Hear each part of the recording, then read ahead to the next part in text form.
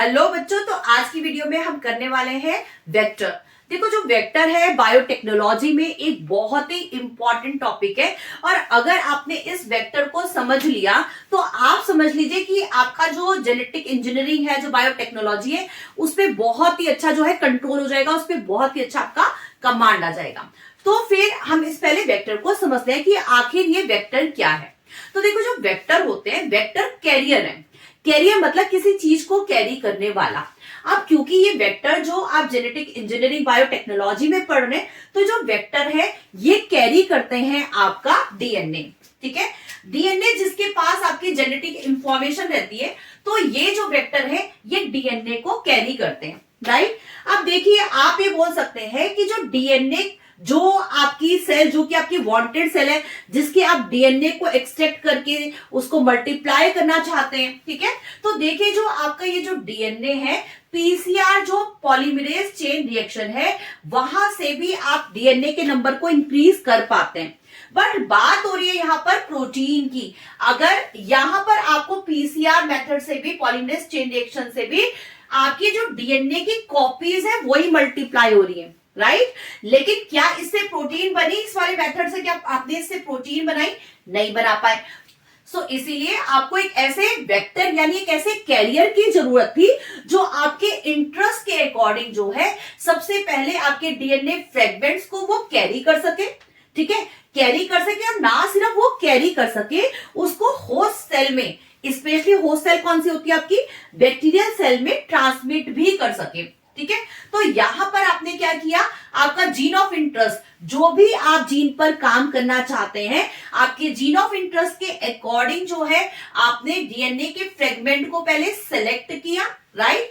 सो जैसे किसी भी जीनोम पे, क्योंकि आप काम कर सकते हैं, प्लांट्स पर काम कर सकते हैं, आप एनिमल्स पे काम कर सकते हैं, तो आपके अकॉर्डिंग, आपके जीन ऑफ इंटरेस्ट के अकॉर्डिंग आपने एक डीएनए का फ्रेगमेंट सेलेक्ट किया।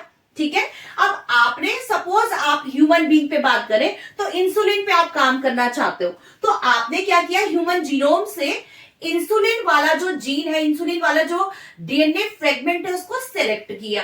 राइट। पीसीआर मेथड से आप नंबर तो इंक्रीज कर सकते हो, डीएनए के फ्रेगमेंट को तो इंक्रीज कर सकते हो, लेकिन यहां से प्रोटीन नहीं बना सकते। और जबकि हमें क्या चाहिए होती है? हमें तो प्रोटीन बनाना है। सो ऐसी कंडीशन में हमें एक वेक्टर की जरूरत है। तो देखिए, अब आपने अपने अकॉर्डिंग जीन ऑफ इंटरेस्ट यानी जीनोम से इंसुलिन का एक आपने डीएनए फ्रेगमेंट ले लिया, जीन ले लिया।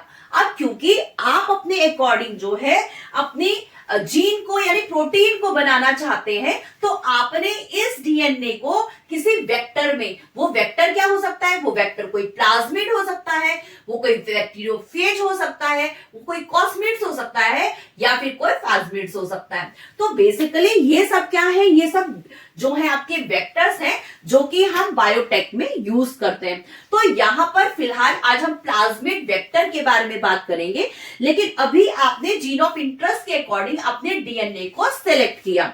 अभी जैसे मैंने आपको बताया, जो वेक्टर है वो कैरियर है, यानी किसी चीज को कैरी कर रहा है। देखिए, जिस तरह से जो आपकी फीमेल एनाफिलिस जो मॉस्किटो होती है, वो कैरियर होती है किसकी? मलेरिया की। तो अगर जब तक आपको फीमेल एनाफिलिस मॉस्किटो बाइट नहीं करेगा, तब तक जो है आपको मलेरिया हो ही नहीं सकता। तो यानी मलेरिया होने की शर्त क्या है? कि वो बाइट कौन करेगा आपको? Female Anopheles mosquito. तो यानी फीमेल एनाफिलिस जो मॉस्किटो है वो कैरियर है किसकी? आपकी मलेरिया डिजीज की। तो कैरियर का मतलब समझ में आ गया कि चीज को कैरी करने वाला। ठीक है, सो यहां पर वेक्टर ने क्या कैरी करना है? आपके जीन ऑफ इंटरेस्ट को कैरी करना है, आपके डीएनए फ्रेगमेंट को कैरी करना है। राइट। सो अगर मैं वेक्टर की बात करती हूं, तो जैसे प्लाज्मिड है ना, तो देखिए प्लाज्मिड किस में प्रेजेंट होता है? प्लाज्मिड आपकी बैक्टीरियल सेल में प्रेजेंट होता है। तो जो बैक्टीरियल सेल है बेटा, ये बैक्टीरियल सेल जो होती है आपकी प्रोकैरियोटिक यूनिसेल्युलर, जो आपकी बैक्टीरियल सेल है, इसके पास सिंगल क्या होता है बच्चे? क्रोमोसोम होता है, और इसके पास सर्कुलर प्लाज्मिड प्रेजेंट होते हैं। ठीक है, अब देखिए जो ये प्लाज्मिड है, ये नेचुरल प्लाज्मिड है। ठीक है। ये कैसे प्लाज्मिड है, ये नेचुरल प्लाज्मिड है। अब जो आपका प्लाज्मिड होता है, ये प्लाज्मिड जो है डीएनए का एक सेगमेंट है, और इस प्लाज्मिड की क्वालिटी है कि सेल्फ रेप्लिकेट करता है, यानी अपनी कॉपी बना सकता है। क्या कर सकता है, ये अपनी कॉपी, सेम अपनी कॉपी बना सकता है, ठीक है। तो यहां पर जो ये प्लाज्मिड है, क्योंकि आपकी बैक्टीरिया की सेल में ये रेजिस्टेंस देता है, ठीक है, ये क्या करता है, ये रेजिस्टेंस प्रोवाइड करता है आपकी बैक्टीरिया सेल को। अब जैसे मैंने अभी आपको बताया कि आपने अपने अकॉर्डिंग, यानी जीनोम से अपने जीन, अपने इंटरेस्ट के अकॉर्डिंग जो है जीन को सिलेक्ट किया, अपने डीएनए सेगमेंट को आपने सिलेक्ट किया। अब आप इस डीएनए सेगमेंट को किसी होस्ट बॉडी में डायरेक्ट तो नहीं डाल सकते हैं, ठीक है। इसके लिए आपको एक प्लाज्मिड की जरूरत है, इसके लिए आपको एक वेक्टर की जरूरत है, ठीक है। आपको क्या चाहिए बच्चे, इसके लिए एक वेक्टर चाहिए जो आपके इस मैसेज को, यानी जो आपके डीएनए को, सेगमेंट को क्या कर सके, होस्ट सेल में ले जा सके। तो देखिए, इसके लिए आपने एक वेक्टर लिया। पहले आपको इतना क्लियर हो गया ना कि बैक्टीरिया सेल जो है उसके अंदर क्या होते हैं, प्लाज्मिड प्रेजेंट होते हैं, जो कि वेक्टर की तरह से काम करते हैं। सो देखिए, यहाँ पर जो आपका प्लाज्मिड है, जो कि आपकी बैक्टीरिया सेल में प्रेजेंट होता है, तो यहाँ पर ये आर्टिफिशियल प्लाज्मिड की बात कर रही हूं मैं फिलहाल। तो देखिए, जो आर्टिफिशियल प्लाज्मिड है, यहाँ पर मुझे इस डीएनए सेगमेंट को क्या करना है, इनकॉर्पोरेट करना है, इसके अंदर फिक्स करना है।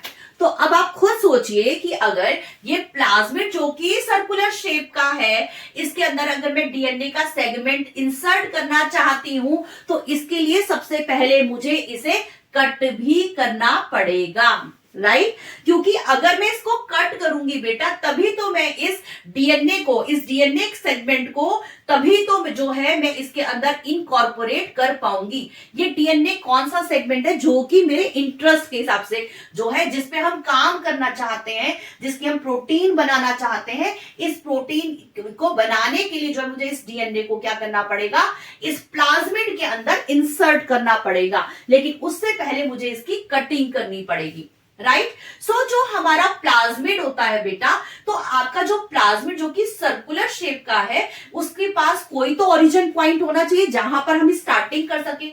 ऐसा तो नहीं है कि मैं डीएनए को कहीं पे भी इनकॉर्पोरेट कर दूंगी, कहीं से तो इसका रेप्लिकेशन स्टार्ट होगा। तो जब डीएनए को कटिंग करने के बाद इनकॉर्पोरेट करना पड़ेगा, यानी इसके लिए जो है मेरे को एक प्रॉपर साइट की जरूरत पड़ेगी, एक सिलेक्टेड साइट की जरूरत पड़ेगी, जहां पर मैं इस डीएनए को जो है वो इनकॉर्पोरेट कर सकूं, राइट। तो अभी आप इसमें समझिए कि इसको हम इस तरह से ले लेते हैं।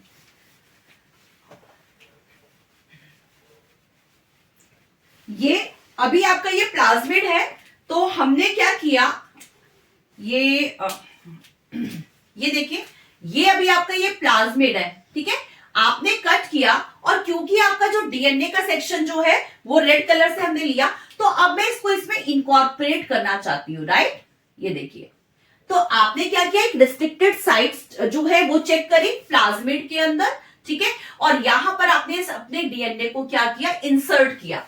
तो अभी हम इस जो आपका प्लाज्मिड जो कि वेक्टर की तरह से काम कर रहा है, हम जानेंगे कि आखिर एक आइडियल वेक्टर के क्या कैरेक्टर होते हैं, ठीक है। उसमें कौन कौन से फीचर्स होते हैं जिसकी वजह से जो है वो वेक्टर जो है एक आइडियल वेक्टर कहलाता है, ठीक है। तो आपने अपने जीन ऑफ इंटरेस्ट के अकॉर्डिंग डीएनए सेगमेंट को प्लाज्मिड में एक स्पेसिफिक साइट पर जो है इनकॉर्पोरेट कर दिया, उसमें फ्यूज कर दिया, राइट।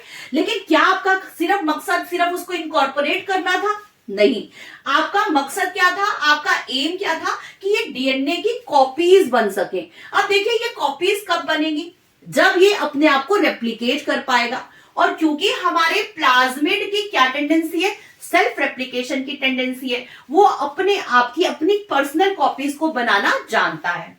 तो अगर आपकी बैक्टीरियल सेल है ना, अगर आपकी बैक्टीरियल सेल जिसके पास एक अपना क्रोमोसोम होता है और एक प्लाज्मिड होता है, इस प्लाज्मिड के पास अपने आप की सेल्फ रेप्लिकेशन की पावर होती है, राइट। लेकिन अगर आपका प्लाज्मिड कितना कर पाएगा, क्योंकि देखिए बर्डन तो बैक्टीरियल सेल पर भी पड़ेगा ना, अगर आपका प्लाज्मिड रेगुलरली जो है रेप्लिकेट करता रहेगा, तो इनडायरेक्टली आपकी जो बैक्टीरियल सेल है वो भी ओवरबर्डन हो जाएगी।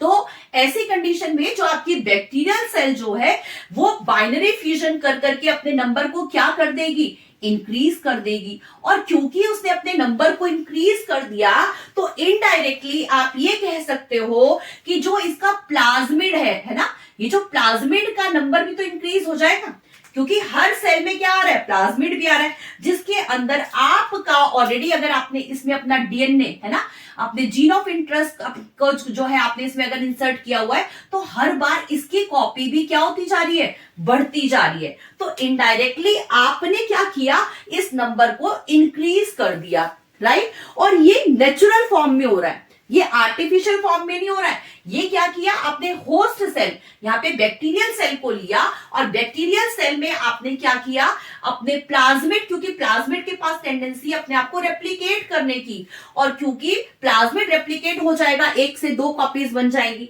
लेकिन अगेन क्योंकि आपका जो बैक्टीरियल सेल है ओवरबर्डन ना हो, तो बैक्टीरियल सेल ने भी बाइनरी फ्यूजन तो करना ही है ना। तो इस कंडीशन में जो आपकी बैक्टीरियल सेल अपने नंबर को इंक्रीज करती रहेगी और इनडायरेक्टली जो है आपका जो प्लाज्मिड का नंबर है बेटा वो इंक्रीज हो जाएगा, है ना। और क्योंकि आपने ऑलरेडी आउटसाइड यानी फॉरेन डीएनए को इसमें इनकॉर्पोरेट कर रखा है, तो इनडायरेक्टली आपका जो फॉरेन डीएनए भी जो है ऑर्गेनिक फॉर्म में, नेचुरल फॉर्म में जो है वो क्या हो गया, उसका नंबर भी क्या हो गया, इंक्रीज हो गया, राइट। सो ये तो हुआ हमारे प्लाज्मिड का की टेंडेंसी कि किस तरह से जो आपका प्लाज्मिड है वो अपने नंबर को इंक्रीज करता है और इनडायरेक्टली जो है जो आपका फॉरेन डीएनए उसने उसके भी नंबर को क्या कर दिया, इंक्रीज कर दिया, राइट। सो अभी हम देखते हैं कि आइडियल वेक्टर के क्या कैरेक्टर्स होते हैं। तो देखिए जो आपका वेक्टर है सबसे पहले ये सर्कुलर नेचर का होता है। आप देखिए जो सर्कुलर नेचर का है तो बट ऑब्वियस जो हमारी बैक्टीरियल सेल इसमें साइटोप्लाज्म भी प्रेजेंट होगा, है ना बेटा। तो अब आपकी जो बैक्टीरियल सेल है जिसमें साइटोप्लाज्म प्रेजेंट है और सर्कुलर जो आपका ये डीएनए प्रेजेंट है, यहाँ पर सर्कुलर जो प्लाज्मिड प्रेजेंट है जिसके पास सेल्फ रेप्लिकेशन की पावर होती है। तो यहाँ पर एक इनिशियल मतलब कि कहां से स्टार्ट करेगा, रेप्लिकेशन का प्रोसेस कहीं से तो स्टार्ट होना चाहिए, तो वो होता है ऑरी, ठीक है, ORI ऑरी। तो ये ओरिजिन है किसका, रेप्लिकेशन का। तो ये वाली साइट होनी बहुत जरूरी है ऐसी कंडीशन में जिसके पास ये साइट प्रेजेंट होती है यानी ऑरी प्रेजेंट होती है, तो वेक्टर क्या करेगा, इस वाले पॉइंट से क्या करना शुरू कर देगा बेटा, रेप्लिकेशन करना शुरू कर देगा। तो ये वो साइट है यानी स्टार्टिंग पॉइंट है रेप्लिकेशन का जिसको हम बोलते हैं ऑरी, ठीक है।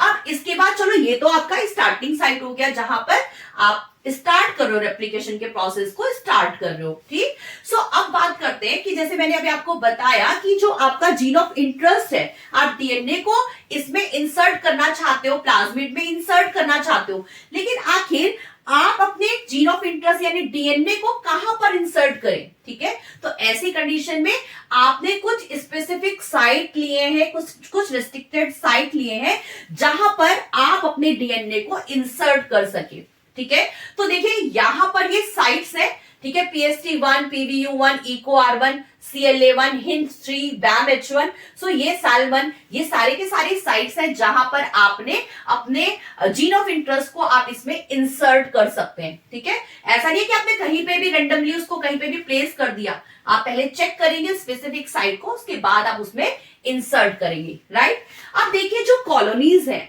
अब जैसे आपने बताया इसके बाद आपने प्लाज्मिड को इंसर्ट करना है बैक्टीरिया की सेल में यानी होस्ट सेल में इंसर्ट करना है ताकि प्लाज्मिड का नंबर इंक्रीज हो सके, जिसकी वजह से आपके पास जो प्रोटीन सिंथेसाइज हो सके और आपके अकॉर्डिंग जो डीएनए का नंबर है वो इंक्रीज अमाउंट में आपको मिल सके, राइट। अब देखिए ये प्रोसेस तो स्टार्ट हो गया, लेकिन इस प्रोसेस को रेप्लिकेशन का जब प्रोसेस स्टार्ट होगा बच्चे, तो उसके बाद उसे बंद भी तो करना पड़ेगा, उसको स्टॉप भी तो करना पड़ेगा।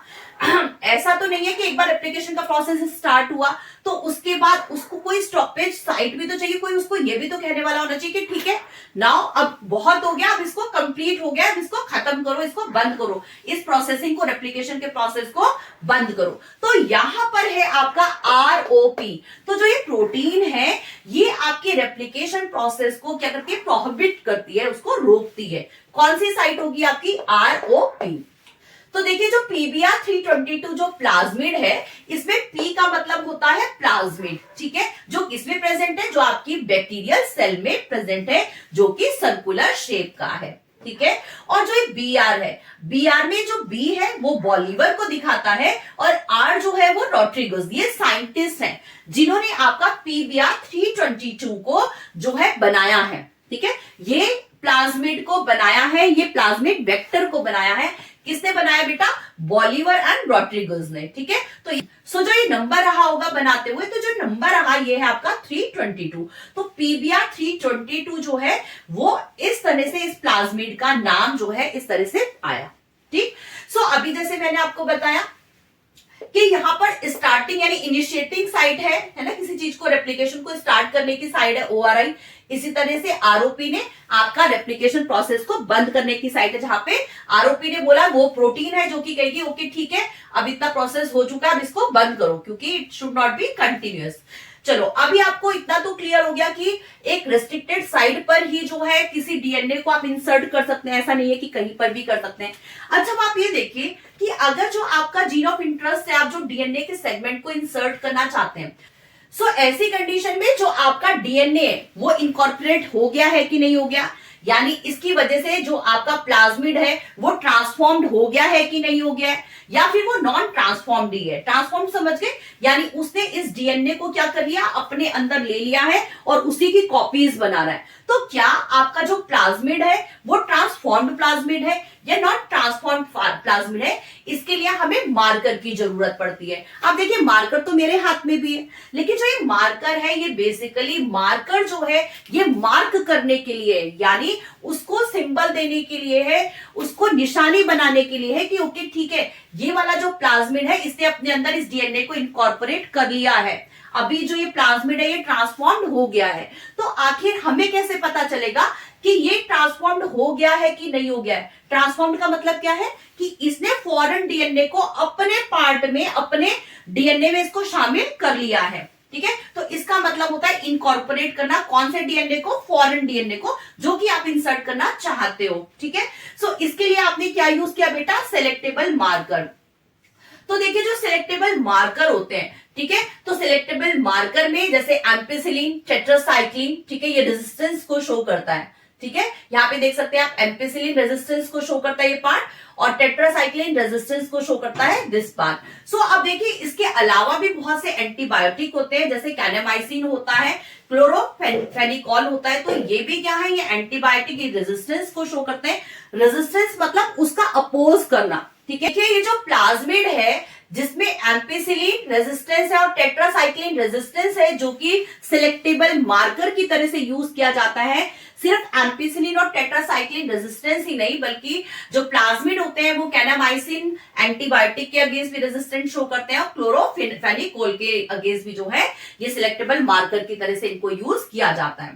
तो अब अगर हमारा जो ये प्लाज्मिड है जो कि एम्पिसिलिन रेजिस्टेंट को शो करता है और टेट्रासाइक्लिन रेजिस्टेंट को शो करता है, तो अगर आपने एक पेट्री डिश ली और आप अगर इसके अंदर प्लाज्मिड को ग्रो कर रहे हो, ठीक है, तो अगर ये प्लाज्मिड एम्पिसिलिन रेजिस्टेंट है और टेट्रासाइक्लिन रेजिस्टेंट को शो करता है, सो ऐसी कंडीशन में अगर आप इनको प्लाज्मिड को कल्चर कर रहे हो, कौन से मीडियम में, एम्पिसिलिन मीडियम में अगर आप इनको ग्रो कर रहे हो, तो आप देखोगे कि ये ग्रो हो जाएंगे, क्योंकि ये एम्पिसिलिन रेजिस्टेंट है, यानी इनको एम्पिसिलिन के होने के बावजूद भी कोई फर्क नहीं पड़ेगा, दे विल ग्रो।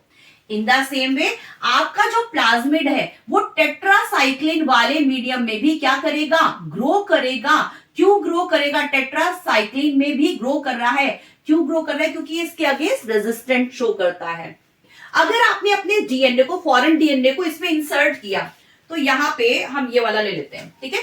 अगर आपने टेट्रासाइक्लिन मीडियम में अपने फॉरेन DNA को इंसर्ट किया, ठीक है, तो अगर आप इसमें यहां पर इसको इंसर्ट करेंगे तो बट ऑब्वियस आपने इस वाली साइट का, ठीक है, इस वाली साइट का क्या किया आपने जब इसके अंदर इसको इनकॉर्पोरेट किया तो कहीं ना कहीं आपने इसको डिस्टर्ब कर दिया, है ना। इसका जो भी कंपोजिशन रहा होगा आपने उसको क्या कर दिया, डिस्टर्ब कर दिया। तो क्या अभी भी ये टेट्रासाइक्लिन के अगेंस्ट रेजिस्टेंट शो करेगा?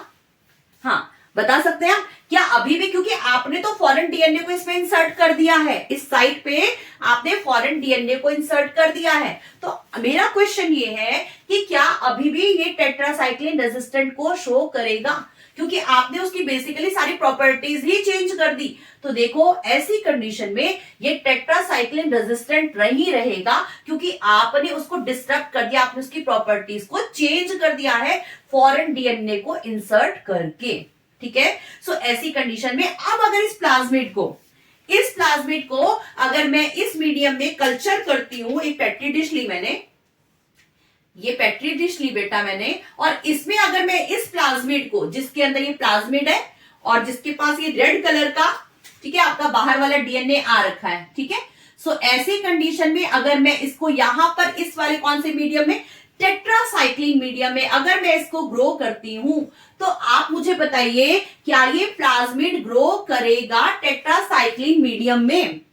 हाँ जी, तो आई थिंक सो कि अब आपको समझ में आ गया होगा, क्योंकि अब ये रेजिस्टेंट नहीं रहा है, आपने आउटर डीएनए को, फॉरेन डीएनए को इसमें इनकॉर्पोरेट कर दिया है, इसलिए ये जो आपका प्लाज्मिड है अब ये टेट्रासाइक्लिन के अगेंस्ट रेजिस्टेंट नहीं शो करेगा, क्योंकि अब रिकॉम्बिनेंट बन चुका है, रिकॉम्बिनेंट डीएनए बन चुका है, और इसी वजह से हम इसको आपका सिलेक्टेबल मार्कर बोलते हैं। तो आप ऐसी कॉलोनी में से, जैसे आपकी प्लाज्मिड की कॉलोनी है, क्योंकि आप एक प्लाज्मिड पे थोड़ी काम कर रहे हैं, ठीक है, तो जो आपकी प्लाज्मिड की कॉलोनीज हैं, तो वो जिनके पास ये इनकॉर्पोरेट नहीं हुआ है, डीएनए जिन पे इनकॉर्पोरेट नहीं हुआ है, वो अभी भी टेट्रासाइक्लिन के अगेंस्ट रेजिस्टेंट शो करेंगे, लेकिन जिसके पास ये आपका डीएनए, फॉरेन डीएनए इनकॉर्पोरेट हो गया है, वो अब टेट्रासाइक्लिन के अगेंस्ट रेजिस्टेंट को शो नहीं करेगा, क्योंकि आपका जो डीएनए का जो प्रॉपर्टीज वो डिस्टर्ब हो गया है, उसकी प्रॉपर्टीज चेंज हो गई है,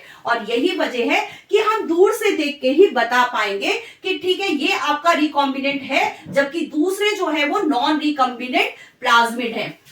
और साथ साथ में ये तो हो गया टेट्रासाइक्लिन के अगेंस्ट, लेकिन अगर आप इसी कॉलोनी को, जिसके अंदर ऑलरेडी आपने बाहर का फॉरेन डीएनए इंसर्ट कर दिया है, तो अगर मैं इसी कॉलोनी को बेटा एम्पिसिलिन रेजिस्टेंट में ग्रो करती हूं, ठीक है, एएमपी मतलब हो गया एम्पिसिलिन रेजिस्टेंट में अगर मैं इसको ग्रो करती हूं किस प्लाज्मिड को, ठीक है, तो अगर मैं इन प्लाज्मिड को जो कि इनकॉर्पोरेट, जैसे मैंने भी बताया हर बार जरूरी नहीं है कि ये आपका डीएनए 100% इनके अंदर इंसर्ट हो ही जाए, ठीक है, तो चांसेस है अगर मेरे पास ये देखिए यहां पर, तो अगर ये जो है आपका, ये देखिए आपका, तो आपका ये वाला प्लाज्मिड जिसके अंदर आपका जो डीएनए है वो इनकॉर्पोरेट हो गया है, जबकि इन वाले प्लाज्मिड में आपका डीएनए इनकॉर्पोरेट नहीं हो पाया है, लेकिन ये सभी के सब जो है प्लाज्मिड एम्पिसिलिन मीडियम में ग्रो करेंगे। क्यों? क्योंकि एम्पिसिलिन रेजिस्टेंट को यहां पर कोई भी फर्क नहीं पड़ा है, आपने जो डीएनए को इंसर्ट किया था वो तो टेट्रासाइक्लिन वाली साइट पर किया था, तो उसका ही तो उसी की प्रॉपर्टीज ही तो चेंज हुई थी, है ना, उसी के अंदर जो है डिसरप्शन हुआ था, ठीक है, एम्पिसिलिन में कोई चेंजेस नहीं आए, तो इसीलिए ये वाला जो प्लाज्मिड है वो आपके एम्पिसिलिन मीडियम में ग्रो कर रहा है, ठीक है, जबकि ये टेट्रासाइक्लिन मीडियम में सिर्फ वो डीएनए, वो प्लाज्मिड जो कि डीएनए को इनकॉर्पोरेट कर रखा है वो नहीं ग्रो करेगा, बल्कि बाकी वाले जो प्लाज्मिड है जिन्होंने, ठीक है, जिन्होंने इस डीएनए को इनकॉर्पोरेट नहीं किया, मतलब आपने चाहा लेकिन उन्होंने अपने अंदर उसको नहीं लिया, तो वो जो है वो टेट्रासाइक्लिन मीडियम में ग्रो करेंगे। इसी वजह से हम इसको सिलेक्टेबल मार्कर बोलते हैं, यानी निशानी लगाना। इस दूर से देख के आपने बता दिया अरे इसमें तो बाहर से डीएनए, फॉरेन डीएनए इनकॉर्पोरेट हो चुका है, तो यानी आपने सिलेक्टेबल मार्कर की तरह से निशानी लगा दी और आपने बाहर से दूर से बता दिया कि यस ये रिकॉम्बिनेंट डीएनए है, राइट। सो ये हो गए आपके सिलेक्टेबल मार्कर। सो जो ये पीबीआर 322 है इसके अंदर टोटल 4362 बेस पेयर प्रेजेंट होते हैं। So I hope so PBR 322 vector आपको बहुत ही अच्छे से क्रिस्टल क्लियर हो गया होगा। सो अगर आपको ये क्रिस्टल क्लियर हो गया है तो क्यों ना आप अपनी इस वीडियो को अपने फ्रेंड्स के साथ भी शेयर करें, ताकि उनका भी जो वेक्टर को लेकर जो डर है वो दूर हो सके। तो मिलते हैं देन एक न्यू वीडियो में, टिल देन बाय बाय।